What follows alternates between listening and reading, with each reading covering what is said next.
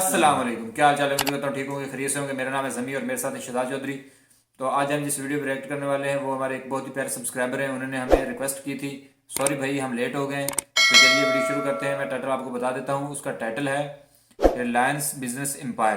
तो चलिए शुरू करते हैं। Let's start.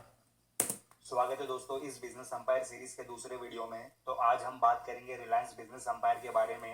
आखिर कितना बड़ा है रिलायंस, इसके अंडर कौन कौन सी कंपनीज और ब्रांड्स आते हैं। तो रिलायंस की शुरुआत धीरू भाई अंबानी ने अपने कजिन चंपक लाल दमानी के साथ की थी 1960s में रिलायंस कमर्शियल कॉरपोरेशन के नाम से। पर कुछ कारणों की वजह से 1965 में दोनों भाई अलग हो गए और फिर धीरू भाई अंबानी ने अकेले ही कंपनी चलानी शुरू की। धीरू भाई ने अपने दिमाग और मेहनत के दम पर बिजनेस को बहुत फैलाया और बहुत बड़ा कर दिया। अब रिलायंस कंपनी ऊंची बुलंदियां छू चुकी थी। फिर अफसोस 6 जुलाई 2002 को धीरू भाई अंबानी जी का निधन हो गया और फिर बाद में रिलायंस का बिजनेस अंपायर दो हिस्सों में बढ़ गया, दोनों भाइयों में, मुकेश अंबानी और अनिल अंबानी में। तो मुकेश अंबानी के अंडर जो बिजनेस ग्रुप है वो रिलायंस इंडस्ट्रीज लिमिटेड है और अनिल अंबानी के अंडर जो बिजनेस ग्रुप है वो रिलायंस अनिल धीरूभाई अंबानी ग्रुप है। तो इस वीडियो में हम सिर्फ मुकेश अंबानी जी के बिजनेस ग्रुप के बारे में ही बात करेंगे। रिलायंस इंडस्ट्रीज लिमिटेड इस बिजनेस अंपायर के अंडर कितनी कंपनीज और ब्रांड्स आते हैं, मोस्टली सारी कंपनीज को कवर करने की कोशिश करेंगे, चाहे कोर कंपनी हो, सब्सिडरी कंपनी, एसोसिएट कंपनी या वो कंपनीज जिनमें रिलायंस इंडस्ट्रीज ने हैवी इन्वेस्टमेंट की हो। वीडियो आपको आसानी से समझ आ जाए इसलिए कंपनीज को डिफरेंट सेक्टर्स में डिवाइड किया गया है। तो चलिए शुरू करते हैं वीडियो को बिना वक्त गवाए। Number 14, media sector. तो इस सेक्टर में नेटवर्क 18 ग्रुप आता है और नेटवर्क 18 ग्रुप होल्ड करता है दो बड़ी कंपनीज को। Number 1, TV 18 broadcast. इस कंपनी के अंडर अलग अलग न्यूज चैनल्स आते हैं, जैसे सीएनबीसी के सारे न्यूज चैनल्स, आईबीएन के न्यूज चैनल्स, ईटीवी के अलग अलग लैंग्वेजेस के चैनल्स और A+E नेटवर्क। और टीवी 18 के जॉइंट वेंचर में हिस्ट्री टीवी भी चलता है। इसके अलावा टीवी 18 के अंडर एक कंपनी आती है वायाकॉम 18, जिसमें चैनल्स चलते हैं जैसे कलर्स टीवी, एमटीवी, VH1, हमारे केबल पे आते कॉमेडी हैं। Central, sonic. दूसरी कंपनी है वेब 18 सॉफ्टवेयर सर्विसेज। इस कंपनी के अंडर बहुत बड़ी बड़ी वेबसाइट्स चलती है जो लीडिंग इंफॉर्मेशन और ट्रांजैक्शनल सर्विसेज देती है, जैसे moneycontrol.com, commoditiescontrol.com, firstpost.com, ibnlive.com, bookmyshow.com, yadra.com, homeshop18.com। Number 13, digital services sector. इस सेक्टर में टोटल 3 कंपनीज आती है। Number 3, Dan networks limited. ये एक केबल टेलीविजन डिस्ट्रीब्यूशन कंपनी है जो 2007 में शुरू हुई थी। इसका हेडक्वार्टर न्यू दिल्ली में है। अक्टूबर 2018 में रिलायंस इंडस्ट्रीज ने इस कंपनी के मेजॉरिटी स्टेक्स खरीद लिए 66% और फिर 2019 में 12.05% स्टेक्स। तो इस वक्त रिलायंस इंडस्ट्रीज डैन नेटवर्क्स के 78.62% स्टेक्स ओन करता है। Number 2, Hathaway cable and Datacom limited. ये भी एक केबल टेलीविजन सर्विस कंपनी है जिसके प्रोडक्ट्स है cable television, broadband, internet, digital voice और होम नेटवर्किंग। हैथवे का नाम पहले BITV केबल नेटवर्क्स हुआ करता था। इसका हेडक्वार्टर मुंबई में है। अक्टूबर 2018 में डैन नेटवर्क्स के साथ साथ रिलायंस इंडस्ट्रीज ने हैथवे को भी खरीद लिया था। पहले रिलायंस ने हैथवे के 51.34% स्टेक्स बाय किए। अब इस वक्त हैथवे में रिलायंस के 94.1% स्टेक्स है। नंबर 1, जियो सावन। ये एक म्यूजिक स्ट्रीमिंग प्लेटफॉर्म है और डिजिटल डिस्ट्रीब्यूटर है बॉलीवुड, इंग्लिश, कन्नड़ा, तमिल अलग अलग लैंग्वेजेस के म्यूजिक के लिए। ये प्लेटफॉर्म 2007 में शुरू हुआ था जिसे BOD VOB नेटवर्क्स ने डेवलप किया था। फिर 2018 में जियो प्लेटफॉर्म्स ने सावन को बाय कर लिया। अब इसका नाम सावन से जियो सावन हो गया है। जियो, जैसा कि आप सब जानते ही हो, ये रिलायंस इंडस्ट्रीज का सब्सिडरी कंपनी है। तो इन कंपनीज के अलावा अल्ट बालाजी, जो कि एक subscription based video on demand platform है जो खुद का ही ओरिजिनल OTT कंटेंट बनाता है, तो इस कंपनी में रिलायंस इंडस्ट्रीज के 26% स्टेक्स है। एक और कंपनी है इरोज इंटरनेशनल। ये एक मोशन पिक्चर प्रोडक्शन और डिस्ट्रीब्यूशन कंपनी है। इसका हेडक्वार्टर मुंबई में है। तो इस कंपनी में भी रिलायंस इंडस्ट्रीज के 5% स्टेक्स है। Number 12, e commerce sector. इस सेक्टर में टोटल 7 कंपनीज है। Number 7, AJIO. ये एक ई कॉमर्स प्लेटफॉर्म है जिसे 2016 में शुरू किया गया था। एजियो फैशन और लाइफस्टाइल ब्रांड प्रोडक्ट सेल करता है मेंस, वुमेन्स एंड किड्स के लिए। Number 6, find. ये एक ई कॉमर्स प्लेटफॉर्म है जिसे 2012 में शुरू किया गया था, जिसका हेडक्वार्टर मुंबई में है। शुरुआती वक्त में फाइंड पर सिर्फ ब्रांड स्टोर्स के लाइफस्टाइल प्रोडक्ट्स ही सेल किए जाते थे, पर अब ये प्लेटफॉर्म टेक्नोलॉजी प्लेटफॉर्म बन गया है जिस पर मर्चेंट अपनी मल्टीपल सेल्स चैनल्स के सेल्स को मैनेज कर सकते हैं, 2019 में रिलायंस इंडस्ट्रीज ने फाइंड के 87.6% स्टेक्स बाय कर लिए थे। नंबर 5 ग्रैब, ये एक डिलीवरी सॉल्यूशन प्लेटफॉर्म है जिसे 2013 में शुरू किया गया था। ग्रैब लगभग हर पार्सल डिलीवर करता है, जैसे kirana store, pharmacies, banks, telecom product, online grocers, restaurant parcels वगैरह वगैरह। इस कंपनी की सर्विस काफी बड़े बड़े ब्रांड्स भी लेते हैं, जैसे Pizza Hut, Grofers, Big Basket, Swiggy, Food Panda, Myntra और भी है, आप देख सकते हो स्क्रीन पर। नंबर 4 नाउ फ्लोट्स, ये एक प्लेटफॉर्म है जो location based online discovery platform है, जो मदद करता है स्मॉल और मीडियम साइज बिजनेसेस को कस्टमर गेन करने में। बस ऐसे समझ लो कि ये प्लेटफॉर्म लोकल एसईओ करता है कस्टमर्स बढ़ाने के लिए। इस प्लेटफॉर्म को 2012 में शुरू किया गया था और 2019 में रिलायंस इंडस्ट्रीज ने इसके 85% स्टेक्स एक्वायर कर लिए। नंबर 3 नेटमेड्स, ये एक ऑनलाइन फार्मेसी प्लेटफॉर्म है जिससे आप ऑनलाइन मेडिसिन बाय कर सकते हो। ये प्लेटफॉर्म जून 2015 में शुरू हुआ था, जिसका हेडक्वार्टर चेन्नई में है। फिर अगस्त 2020 में रिलायंस इंडस्ट्रीज ने नेटमेड्स के 60% स्टेक्स एक्वायर कर लिए। नंबर 2 जस्ट डायल, ये कोई ई कॉमर्स प्लेटफॉर्म तो नहीं है, ये एक इंटरनेट टेक्नोलॉजी कंपनी है जिसे लोकल सर्च इंजन भी कहा जा सकता है। जस्ट डायल की सर्विसेज कुछ इस तरह है, इसमें डेटाबेस होता है अलग अलग बिजनेस लिस्टिंग का, जिससे यूजर्स आसानी से कनेक्ट कर सकते हैं कॉलिंग या ऑनलाइन के थ्रू। ये कंपनी 1996 में शुरू हुई थी,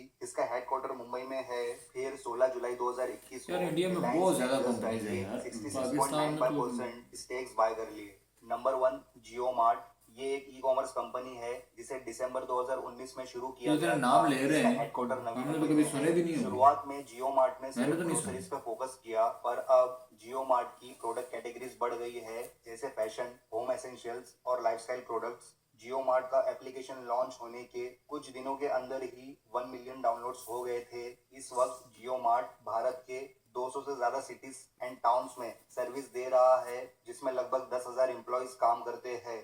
नंबर 11 रिटेल सेक्टर, इस सेक्टर में टोटल 7 कंपनीज आती है। नंबर 7 हैमलेस, ये एक मल्टीनेशनल टॉय रिटेलर कंपनी है जो कि एक यूके बेस्ड कंपनी थी, पर मई 2019 में रिलायंस ने इसे खरीद लिया। इस कंपनी को 1760 में विलियम हैमले ने लंदन में शुरू किया था। आज इस टॉय स्टोर के 15 आउटलेट्स सिर्फ यूके में है और 90 से ज्यादा आउटलेट्स वर्ल्ड वाइड है। ये एक बहुत ही world famous toy retail store chain है। इसकी ई कॉमर्स वेबसाइट भी है, वो भी काफी ज्यादा फेमस है।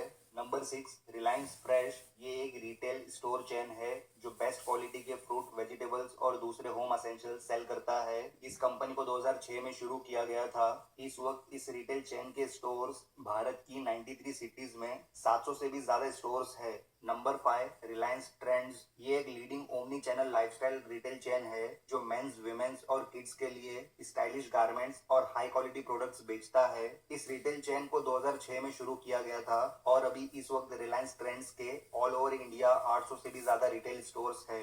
नंबर 4 रिलायंस फुटप्रिंट, ये एक leading speciality family footwear retail chain है जो बहुत वाइड रेंज और वैरायटी में मेंस, विमेंस और किड्स के लिए फुटवेयर सेल करता है। इसके अलावा हैंडबैग्स, पैक बैग्स, लगेज और भी बहुत कुछ। इस रिटेल चेन को नवंबर 2007 में बेंगलोर से शुरू किया गया था और अभी रिलायंस फुटप्रिंट के ऑल ओवर इंडिया में 100 से भी ज्यादा रिटेल स्टोर्स है।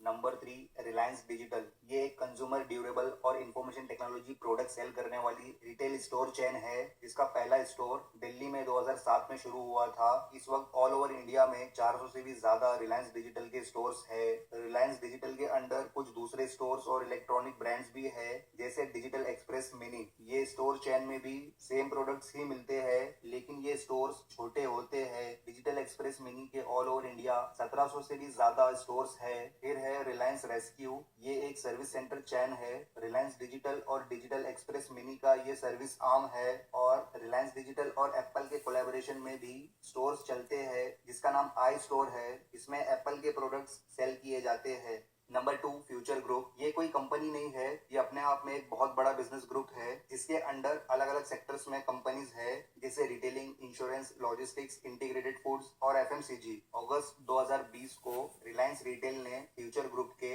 रिटेल और लॉजिस्टिक्स बिजनेस सेक्टर्स को अक्वायर कर लिया, जिसके अंडर ये ब्रांड्स आते हैं सुपरमार्केट चेन्स जैसे बिग बाजार, फूड बाजार और लाइफस्टाइल स्टोर्स में जैसे तो सेंट्रल, डिजिटल हो चुका है भाई और ये भी बहुत है। देर का। नंबर 1 हम अब अर्बन देख लैडर, रहे हैं। ये एक ओमनी चैनल फर्नीचर और डेकोर रिटेल स्टोर चेन है। इतना कुछ ये एक ही कंपनी बंदे के 2012 में शुरू एक ही हुई बंदे के थी। अंडर इसका इतना हेडक्वार्टर कुछ, बेंगलोर और में वो भी है। सारा इंडिया में भी। अर्बन लैडर के तीन यार स्टोर्स इंडिया में बेंगलोर इतना सारा है। कुछ इंडिया में है इसका जो भाई। डिस्ट्रीब्यूशन है और फिर वो इंडिया दूसरा की ये 75 है प्लस कि सिटीज में एक है, ही जो बंदे वेबसाइट्स के के थ्रू अंडर होता इतना है। कुछ तो नवंबर होने के 2020 साथ को साथ फिर वो रिलायंस बंदा ने अर्बन लैडर के रिचेस्ट 96% क्यों ना हो। स्टेक्स एक्वायर कर लिए। रिचेस्ट इसके पर्सन अलावा तो रिटेल टॉप में है सेगमेंट ना, में टॉप रिलायंस में के है। और भी स्टोर चेन्स है, पर वो और ज्यादा पता नहीं 8 डेवलप नंबर पे नहीं मेरा है। ख्याल आप है, देख तो सकते बता हो रहा था स्क्रीन भाई पर। कि 8 नंबर नंबर 10 पे। Telecom sector. इस सेक्टर में एक बहुत बड़ी जायंट कंपनी है जिसकी काफी अलग अलग सर्विसेज और प्रोडक्ट्स है। इस कंपनी का नाम है रिलायंस जियो इंफोकॉम लिमिटेड, जो जियो के नाम से ज्यादा फेमस है। ये जियो प्लेटफॉर्म्स की सब्सिडरी कंपनी है जिसका हेडक्वार्टर मुंबई में है। तो ये company national LTE network provide करती है, सिर्फ 4G नेटवर्क। सितंबर 2016 में जियो पब्लिकली लॉन्च हुआ था। आज ये भारत का सबसे बड़ा मोबाइल नेटवर्क ऑपरेटर वाह है यार, और दुनिया का 2016 तीसरा सबसे बड़ा मोबाइल नेटवर्क ऑपरेटर, जिसके 43 ये करोड़ इंडिया से का भी ज्यादा पर्सनल अपना सब्सक्राइबर्स है। हैं। हमारे इस पाकिस्तान में कंपनी तो के कुछ प्रोडक्ट्स और सर्विसेज है, जैसे सारे जियो बाहर से फाइबर। आए ये एक triple play fibre home service है जिसमें ब्रॉडबैंड, इंटरनेट, टेलीविजन और लैंडलाइन टेलीफोन सर्विस है। इसके अलावा जियो के डिवाइस ब्रांड्स भी है, जैसे LYF। ये एक मोबाइल फोन ब्रांड है जो सिर्फ 4G स्मार्टफोन्स बनाता है, एफोर्डेबल 4G स्मार्टफोन्स। इस ब्रांड के अलावा जियो गूगल के साथ कोलैबोरेशन में फ्यूचर में फोन्स लॉन्च करेगा, जियो फोन नेक्स्ट के नाम से। ये स्मार्टफोन्स काफी यार ज्यादा जियो से एडवांस मुझे होंगे, याद आया, जो मैंने ना मार्केट में चल एक रहे जियो फोन फ्लैगशिप मैंने फोन्स देखा को था भारी बटनों वाला। कंपटीशन देंगे। Number 9 hotel chain sector. इस सेक्टर में रिलायंस पूरी तरह से नहीं है, पार्शियली कह सकते हैं। एक कंपनी है EIH limited, east India hotels limited. ये ओबेरॉय ग्रुप की फ्लैगशिप कंपनी है जिसके अंडर लग्जरी होटल्स और रिसोर्ट के ब्रांड्स आते हैं। ये कंपनी 1934 में शुरू हुई थी, जिसका हेडक्वार्टर दिल्ली में है। EIH के अंडर ओबेरॉय होटल्स और ट्राइडेंट होटल्स के ब्रांड्स आते हैं। ये भारत की दूसरी सबसे बड़ी होटल चेन कंपनी है। भारत समेत दूसरे देशों में भी इसके होटल्स है, टोटल 33 होटल्स। तो EIH लिमिटेड में रिलायंस इंडस्ट्रीज लिमिटेड के 18.85% स्टेक्स है। Number 8 artificial intelligence, blockchain and AR/VR sector. इस सेक्टर में टोटल 7 कंपनीज आती है। नंबर 7 स्काईट्रैन। ये एक US बेस्ड कंपनी है जो काम कर रही है फ्यूचर ट्रांसपोर्ट व्हीकल पर, स्काईट्रैन पर। स्काईट्रैन एक non polluting high speed personal rapid transportation system है। इस ट्रांसपोर्टेशन में एयर पोल्यूशन और नॉइज पोल्यूशन का सवाल ही नहीं उठता। ये एक तरह का पर्सनल ट्रांसपोर्टेशन है, जहां आपको एग्जैक्टली जाना है ये वही रुकेगा, ना कि किसी भी बीच के स्टेशन या स्टॉप पर, जिससे काफी ज्यादा टाइम बचेगा और रास्तों पर ट्रैफिक भी नहीं होगा। ये कंपनी 2011 में शुरू हुई है, जिसमें नासा और इजराइल एरोस्पेस इंडस्ट्रीज भी पार्टनर नासा है। भाई, लेकिन नासा इस है कंपनी में रिलायंस इंडस्ट्रीज के स्टेक्स स्पेसशिप 54.46% है। सारे जितना नंबर नासा 6 कंट्रैक्ट है। एस्टेरिया एरोस्पेस। ये एक रोबोटिक्स और आर्टिफिशियल इंटेलिजेंस कंपनी है एक्सपेंसिव जो हो हाई गए। क्वालिटी के UAVs डेवलप करती है, अनमैन्ड एरियल व्हीकल्स, और इनके सॉल्यूशंस देती है। ये एक बैंगलोर बेस्ड कंपनी है जो 2011 में शुरू हुई थी। इस कंपनी में रिलायंस के 51.78% स्टेक्स है। Number 5 Tesseract. ये भारत की सबसे बड़ी मिक्स्ड रियलिटी कंपनी है जो ऑगमेंटेड रियलिटी और वर्चुअल रियलिटी के डिवाइसेस और एप्लीकेशंस डेवलप करती है। ये कंपनी 2015 में शुरू हुई है, जिसका हेडक्वार्टर नवी मुंबई में है। दरअसल जियो ने टेसरेक्ट के 92.7% स्टेक्स एक्वायर कर लिए हैं।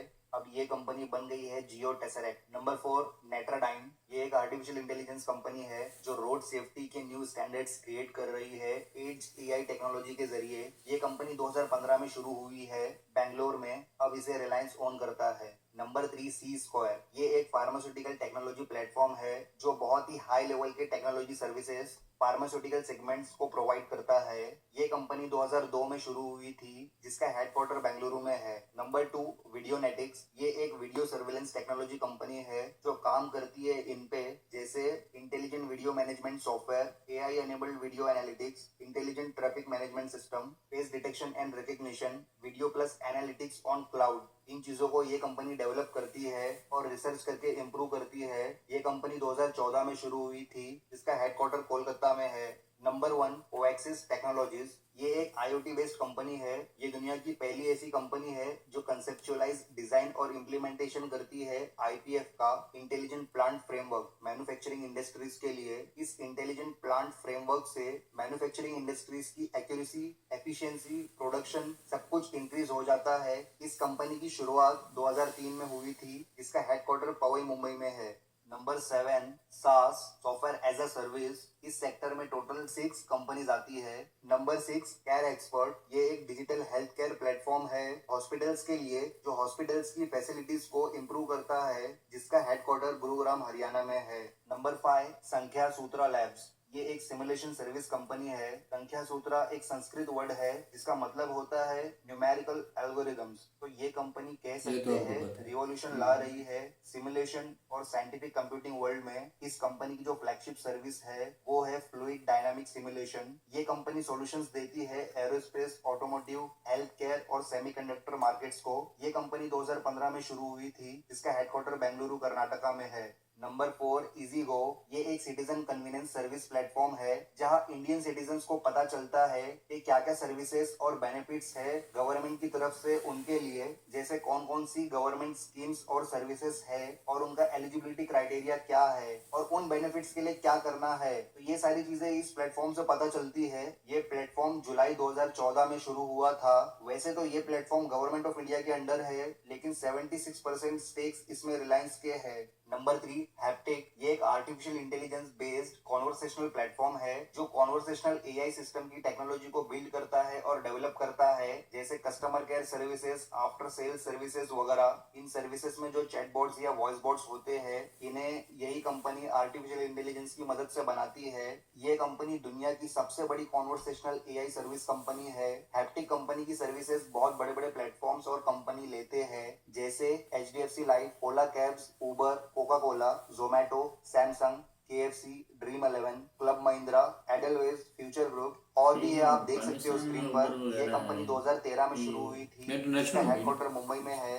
अप्रैल 2019 में रिलायंस ने इस कंपनी के 87% स्टेक्स अक्वायर कर लिए। नंबर 2 रेडिसिस, ये एक टेलीकम्युनिकेशन टेक्नोलॉजी कंपनी है जो अलग अलग नेटवर्क सॉल्यूशंस देती है, जैसे private and CBRS networks, residential broadband, commercial broadband, open RAN और भी है। आप देख सकते हो स्क्रीन पर। ये एक US बेस्ड कंपनी है जो 1987 में शुरू हुई थी, जिसका हेडक्वार्टर हिल्सबोरो, ओरेगन, USA में है। जुलाई 2019 को रिलायंस ने इसे पूरी तरह बाय कर लिया है।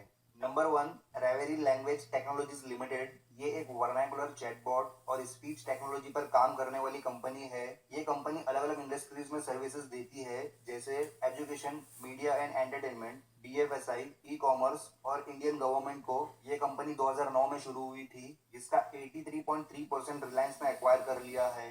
नंबर 6 एडटेक सेक्टर, इस सेक्टर में 2 कंपनीज आती है। नंबर 2 एम्बाइब, ये एक artificial intelligence based educational platform है, जिसे शुरुआत में सिर्फ कॉम्पिटिटिव इंजीनियरिंग और मेडिकल एंट्रेंस की तैयारी करने के लिए बनाया गया था। एग्जाम्स जैसे JEE main, JEE advance, NEET, entrance exam, BITS Pilani. इस वक्त इस प्लेटफॉर्म में काफी ज्यादा चीजें ऐड हो चुकी है। काफी अलग अलग एग्जाम्स की तैयारी कर सकते हो आप इसमें। एम्बाइब को 2012 में बेंगलुरु में शुरू किया गया था। 2020 में रिलायंस ने एम्बाइब के 72.69% स्टेक्स एक्वायर कर लिए हैं। नंबर 1 जियो यूनिवर्सिटी और जियो इंस्टीट्यूट, ये एक ऑफलाइन इंस्टीट्यूट और यूनिवर्सिटी होगी जो अभी बनी नहीं है। रिलायंस भारत में एक वर्ल्ड क्लास यूनिवर्सिटी बनाने वाला है। इसका कैंपस 800 एकड़ का होगा, जो करजत में बनाया जाएगा। ये जगह नवी मुंबई से नजदीक है। इस यूनिवर्सिटी में अलग अलग 50 डिसिप्लिन कोर्सेज होंगे, जैसे science, engineering, medical sciences, humanities, urban planning, sports, law, performing arts और भी कई सारे। इस यूनिवर्सिटी में टॉप ग्लोबल यूनिवर्सिटीज की फैकल्टीज को हायर किया जाएगा। हो सकता है आने वाले वक्त में ये भारत की सबसे बेस्ट यूनिवर्सिटी हो। नंबर 5 इंफ्रा सेक्टर, इस सेक्टर में डायरेक्टली और इनडायरेक्टली रिलायंस इंडस्ट्रीज लिमिटेड नहीं है। ना कोई इस सेक्टर में कंपनी है और ना ही इस सेक्टर की किसी कंपनी में रिलायंस ने इन्वेस्ट किया है, लेकिन इस सेक्टर में रिलायंस 2 बड़े प्रोजेक्ट्स पर काम कर रहा है। नंबर 2 मॉडल इकोनॉमिक टाउनशिप, ये रिलायंस वेंचर्स लिमिटेड की सब्सिडरी कंपनी है, जिसे 100% रिलायंस इंडस्ट्रीज लिमिटेड ओन करता है। ये कंपनी एंगेज है मॉडल इकोनॉमिक टाउनशिप के डेवलपमेंट में। ये प्रोजेक्ट हरियाणा के झाझर डिस्ट्रिक्ट में बनाया जा रहा है, 8,250 एकड़ की जमीन पर। दरअसल रिलायंस का प्लान है इस इंडस्ट्रियली बैकवर्ड डिस्ट्रिक्ट को नॉर्थ इंडिया का बिजनेस डेस्टिनेशन बनाना। MET प्रोजेक्ट एक फुल्ली इंटीग्रेटेड इंडस्ट्रियल टाउनशिप होगा, जिसमें इंडस्ट्री क्लस्टर्स होंगे अलग अलग सपोर्ट इंफ्रास्ट्रक्चर्स के साथ, जैसे logistics hub, rail and road connectivity और सोशल इंफ्रास्ट्रक्चर्स जैसे रेसिडेंशियल, कमर्शियल, रिक्रिएशनल और इंस्टीट्यूशनल। इस प्रोजेक्ट को गवर्नमेंट से अप्रूवल मिल चुका है।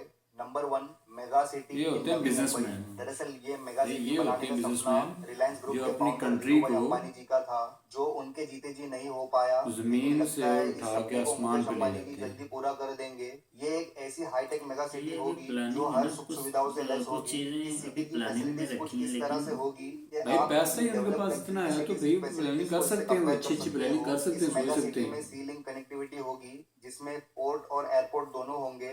ये सिटी समझ लो कुछ सिंगापुर जैसा बनने वाला है, एक बिजनेस सिटी जैसे। इसलिए मेगा इस सिटी मेगा में सिटी की भी अच्छा, प्लानिंग और हाँ बिल्कुल डेवलपमेंट के बिल्कुल, लिए इस पे रिएक्ट सिंगापुर करने की का भी बोला एक था एक भाई ने कंस्ट्रक्शन कंपनी को कि मेगा हायर सिटी किया पे जो गया है है, रिएक्ट जो करें, दुनिया में वन ऑफ द बेस्ट तो प्लानिंग वो एंड यही कंस्ट्रक्शन वाली कंपनी वीडियो है। बता इस रहे मेगा थे। सिटी को बनाने में लागत करीब $75 बिलियन की लगेगी और इसे बनने में 10 साल का वक्त लगेगा। दोस्तों, ये मेगा सिटी अपने आप में एक बहुत बड़ा टॉपिक है। अगर आप अलग से चाहते हो कि मैं इस पर वीडियो बनाऊं तो नीचे कमेंट करके जरूर बताएं। Number 4, oil and gas sector. इस सेक्टर में एक कंपनी है, दरअसल ये कंपनी नहीं, एक ऑनशोर टर्मिनल है जहां से ऑयल एंड गैस एक्सट्रैक्ट किया जाता है। इस साइट का नाम हाँ, है ये एक भाई बता रहे KUTCC थे ब्लॉक, जो आंध्र कि ये प्रदेश ना के फार्म गाड़ीनगर ऑयल डिस्ट्रिक्ट जो है में ना, है। फार्म इस ऑयल साइट का वो नाम सऊदीया से KG6 लेके ब्लॉक रिफाइनरी भी इसलिए इनकी है है। क्योंकि KG का ठीक मतलब है, है मतलब कृष्णा इतनी सारी गोदावरी। कंपनी जो हमने ये देखी साइट है कृष्णा वो तो हमने रिवर देखी है और ना। गोदावरी रिवर के रिलायंस का बेसिस में है। बेसिकली वो जो T6 का बता रहे थे मतलब है उसके मुताबिक धीरूभाई ये है 6। कि ये इसमें भाई वहाँ धीरूभाई का से नाम इसलिए है क्योंकि ऑयल लेती 2003 है, में इस उसको ऑयल एंड रिफाइंड गैस करके रिजर्व को रिलायंस फिर ने ही डिस्कवर किया था, आगे पूरे जो इंडिया का वर्ल्ड में सबसे जहाँ पे बड़ा जरूर ऑयल एंड गैस मतलब रिजर्व है।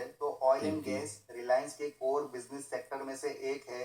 Number 3, petrochemical sector. ये सेक्टर भी रिलायंस के कोर सेक्टर्स में से एक है। रिलायंस का पेट्रोकेमिकल डिवीजन भारत का सबसे बड़ा पेट्रोकेमिकल प्रोड्यूसर है और दुनिया में बात करें तो वर्ल्ड टॉप 10 में आता है।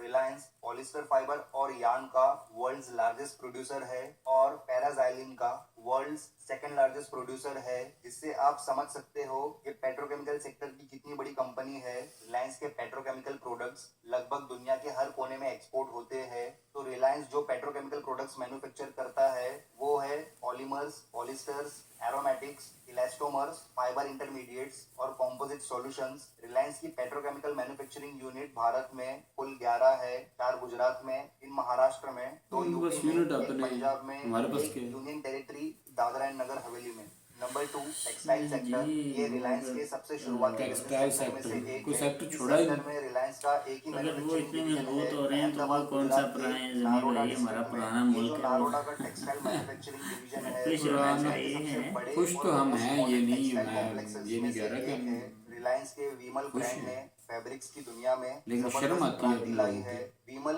रिलायंस का सबसे पहला फ्लैगशिप ब्रांड है और भारत के सबसे ट्रस्टेड ब्रांड्स में से एक है। इसके अलावा विमल स्टोर्स भारत की पहली एक बड़ी रिटेल चेन थी। इस वक्त रिलायंस टेक्सटाइल वर्ल्ड के प्रेस्टिजियस ब्रांड्स को प्रीमियम फिनिश फैब्रिक सप्लाई करता है और इनकी एक्सपोर्टिंग दुनिया की 58 कंट्रीज में होती है। Number 1, refining sector. ये सेक्टर रिलायंस के कोर रिफाइनरी बिजनेसेस में से बिल्कुल एक है और सबसे इंपॉर्टेंट सेक्टर है। रिलायंस का जामनगर मैन्युफैक्चरिंग डिवीजन दुनिया का सबसे बड़ा रिफाइनिंग हब है। इस रिफाइनरी का दुनिया का सबसे इंफ्रास्ट्रक्चर बड़ा। बहुत एडवांस है और बहुत ही हाई टेक्नोलॉजी ऑटोमेशन इंस्टॉल है इस रिफाइनरी में। अगर कॉस्ट की बात की जाए तो दुनिया में जितनी भी रिफाइनरीज है उनके कंपेयर में पर बैरल का रिफाइनिंग कॉस्ट इस रिफाइनरी का सबसे कम है। ये रिफाइनरी किसी भी ग्रेड का गैसोलीन और डीजल प्रोड्यूस कर सकती है। तो रिलायंस के रिफाइनिंग डिवीजन की जामनगर में 2 रिफाइनरीज है। पहली जो सबसे मेन और इम्पोर्टेंट है, ये दुनिया की सबसे बड़ी रिफाइनरी है जिसकी refining capacity 1.24 million barrels per day है, मतलब 12,40,000 बैरल्स पर डे। और जो दूसरी रिफाइनरी है वो भी जामनगर गुजरात में है। प्रोडक्शन के हिसाब से ये रिफाइनरी वर्ल्ड 6 लार्जेस्ट है, दुनिया की 6वीं सबसे बड़ी रिफाइनरी। इसकी refining capacity 5,80,000 barrels per day है। जामनगर की दोनों रिफाइनरीज में रिफाइन हुआ फ्यूल बहुत से देशों को एक्सपोर्ट किया जाता है। तो दोस्तों, आज की वीडियो में इतना ही। रिलायंस बिजनेस एम्पायर के बारे इतना में ही आपकी सिर्फ? क्या राय है नीचे ये तो कमेंट इतना करके सा? जरूर बताएं। और ये वीडियो भी अच्छा ना, लगा हो तो मुझे लाइक तो और लग शेयर रहा है जरूर आज की करना। वीडियो और में इस सारा चैनल पे कुछ पहली बार सारा आए कुछ हो तो बिल्कुल इस ऐसे तरह ही की हो वीडियो सकता है, देखने कुछ के लिए ना सब्सक्राइब उसमें जरूर बताया हो करें भाई ने, और बगल वाले क्योंकि बेल आइकन को दबाकर कमेंट्स ऑल में ना जरूर बाद करना। में लोग मिलते हैं बताते हैं नेक्स्ट क्योंकि वीडियो उनको में। ज़्यादा तब नॉलेज तक होता ध्यान है। रखिए अपना। तो गुड ये बाय। वीडियो पुरानी भी हो सकती है क्योंकि हमें लिंक आया था, तो लिंक में जो है भाई कोई कंपनी छोड़ी नहीं है किसी किस्म की भी। और लेकिन जो अगर है एक चीज़ मैंने थोड़ा ना उस पर गौर किया, वो था कि ऑटोमोबाइल का, नहीं, कार्स वगैरह हाँ, जैसे टाटा कर रहा है ना, हाँ। तो ऑटोमोबाइल में जो है ना वो कोई कंपनी नहीं बताई। ठीक है, टाटाज का तो जनाब जी ऑटोमोबाइल का सबसे बड़ा काम जो है, इतने 2 ब्रांड है, ठीक है। रेंज लेकिन रोवर, इधर भी कोई कमी नहीं है, अगर वो वाली जो कमी है उधर रह गई हाँ होंगी, मेरे बिल्कुल ख्याल में बिल्कुल, अंबानी जी ने वो पूरी कर दी अंबानी जी ने है। पूरी कर दी है उसका। भाई ये एक नहीं है ना असल में, ये मतलब इनके ग्रुप्स जो है ना, बिजनेस एम्पायर जो हैं, बिजनेसमैन जो हैं, ये एक नहीं है इंडिया के, ठीक है। टाटाज हैं, उसके अलावा ये हैं, अंबानी ग्रुप है, उसके अलावा एक और महिंद्रा ग्रुप कोई भाई बता रहे थे, वो भी इंशाल्लाह हम वीडियो करेंगे जल्दी। मैं उसके बारे में ज़्यादा सर्च नहीं की, मुझे नहीं पता, जब वीडियो देखे लोगे तो फिर पता चल जाएगा भी क्या है उनका। लेकिन इसमें तो मेरे ख्याल में कोई चीज़ नहीं छोड़ी, और अभी एट द एंड बोला गया कि इतना ही, ये इतना नहीं, बल्कि ये इंडिया सारा ही दिखा दिया है, और अगर सारा नहीं है तो इसके अलावा भी अगर कुछ है दुनिया तो की फिर वो सबसे सुपर बड़ी पावर है ना। रिफाइनरी यार, दुनिया की सबसे बड़ी रिफाइनरी इनके पास है, ठीक है। मोदी जी यही कहते रहते हैं कि इंडिया को सुपर पावर बनाना है, सुपर पावर बनाना है, तो सुपर देखिए पावर तो सुपर already पावर तो बना बन हुआ है। चुका है। Already जितना कुछ दिखाया जा रहा है और जितना कुछ इंडिया में है, बिल्कुल और अगर वहाँ के लोग अभी भी इंडिया से सेटिस्फाई नहीं, तो फिर उन्हें चाहिए, उन्हें फिर कोई आसमान से फरिश्ता चाहिए जो ये सारी चीज़ें उनके हाँ, जो जो उन पे उनके तनकीद करते हाँ हैं, या जो लोग ये कहते हैं कि जी मतलब कुछ सियासी मफाद होते हैं ना, पॉलिटिक्स का जो है इसमें होता है। ज़्यादा पॉलिटिक्स नहीं है, लेकिन जो भी है जो नहीं, मैं मोदी जी के हाँ बारे जी। में बात कर रहा हूँ, ये तो बिजनेस है, अभी मेहनत है, उन्होंने मेहनत की, मेहनत करके अपने बिजनेस नेटवर्क को जो है वो बढ़ा दिया, ठीक है। बढ़ाया भी इस हद तक कि कोई हद छोड़ी नहीं, छोड़ी, ठीक है। हर चीज हर दुनिया की चीज हर दुनिया की। चीज में फैला दिया, जिस तरह एक चाइना कंपनी बनाते हैं, हाँ, जिस तरह उसके अंदर चाइना छाया हुआ है ना, चाइना तो पाकिस्तान में छाया हुआ है जनाब। पाकिस्तान के अलावा भी चाइना इस तरह ही छाया हुआ है कि चाइना का एक कहते हैं कि नाम है कि दुनिया की हर चीज ही बनाए जा रहे हैं। असल में ना एक और बात है, मैं यहाँ पे ना आपकी बात जो है वो पता है क्या हो रहा है मार्केट में, यहाँ पे पाकिस्तान में, जो मुझे पता है, छोटे छोटे खिलौने बनाए जाते हैं, ठीक है। वो जब तैयार हो जाते हैं उसके ऊपर मेड इन पाकिस्तान नहीं लिखा जाता। ये मैंने देखा है 2-4 मतलब जगह पे अच्छा। मेड इन चाइना लिखा जाता है। मैंने पूछा यार इसकी क्या वजह है? भाई इतनी तौफीक ही नहीं है कि वो जो सांचा सा होता है जिसमें वो बनाया जाता है, क्रिएट किया जाता है, ठीक है, वो पाकिस्तानी हो, ठीक है। उस पे ऑलरेडी फर्ज करें एक खिलौना है, उसके ऊपर वो बुरा सा लिखा हुआ है मेड इन चाइना, ठीक है।